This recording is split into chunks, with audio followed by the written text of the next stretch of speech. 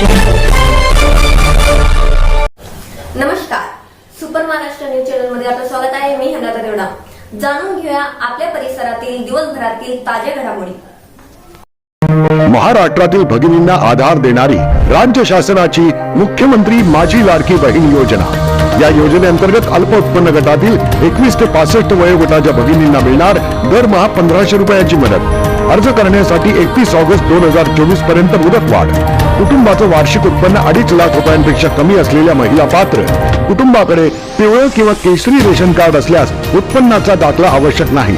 पांढरं ration card असेल किंवा रेशन कार्ड नसेल तर कुटुंबाचं वार्षिक उत्पन्न 2.5 लाखांपेक्षा कमी असल्याचा दाखला आवश्यक। योजनेसाठीचा ऑनलाईन अर्ज नारी शक्ती दूत ऍप वरून किंवा पोर्टलवर भरता येईल। ज्या भगिनींना ऑनलाईन अर्ज भरता येत नसेल त्यांच्यासाठी अंगणवाडी, ग्रामपंचायत, वॉर्ड ऑफिस, सेतू सुविधा केंद्रामध्ये किंवा आशाताई बचत गटाच्या CRP यांची मदत उपलब्ध।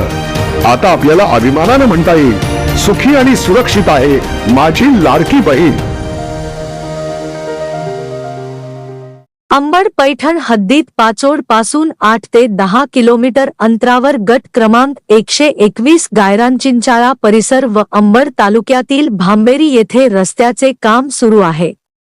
भांबेरी येथील विद्यमान सरपंच व माजी सरपंच यांनी भागीदारीमध्ये 1.5 ते 2 कोटी रुपयाचे काम घेतले आहे। कुठल्याही प्रकारची रॉयल्टी घेता मागील 2 दिवसापासून अवैध मुरुम चोरी चालू आहे। सदरील प्रकार छत्रपती संभाजी नगर येथील काही पत्रकार प्रतिनिधींनी उघडकीस आणला आहे। संभाजी नगर येथील गुप्त माहिती मिळाली याची सत्यता पडताळून पाहण्यासाठी तिथे गेल अवैधरित्या मुरुम उपसा चालू होता। त्या संबंधित ठेकेदाराला व सरपंचला तुमच्याकडे रॉयल्टी आहे का असे विचारले असता त्यांनी नाही सांगितले व तेथून टिप्पर मधून मुरुम खाली करून पळ काढला। साधारण प्रकरणात जिल्हाधिकारी छत्रपती संभाजी नगर व जिल्हाधिकारी जालना या दोन्ही ठिकाणी तक्रार गुन्हा संबंधितावर दाखल झाला आहे।